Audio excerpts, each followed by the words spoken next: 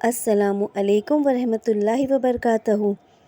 آج کا ہمارا عنوان ہے خیر البقا اور شر البقا۔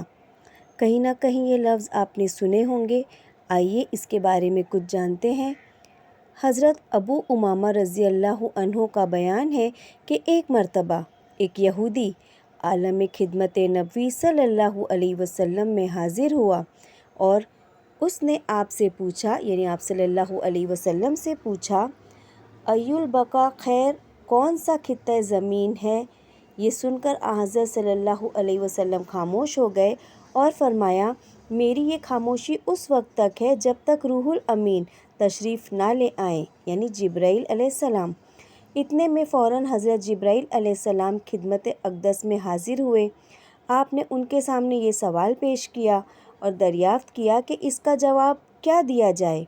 حضرت جبرائیل علیہ السلام نے آپ کے سوال کے جواب میں عرض کیا، ترجمہ: جس سے پوچھا جا رہا ہے وہ اس مسئلے میں پوچھنے والے سے کچھ زیادہ نہیں جانتا، لیکن میں پروردگار عالم بزرگ و برتر سے پوچھتا ہوں، یعنی میں بھی اس بارے میں زیادہ نہیں جانتا، میں اللہ سے پوچھ کر بتاتا ہوں۔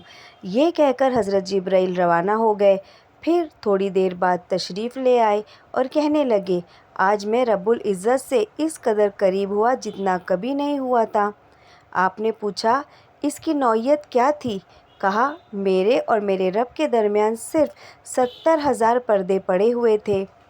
پھر جو سوال کیا گیا تھا اس کے متعلق اللہ تعالیٰ کا جواب نقل کیا۔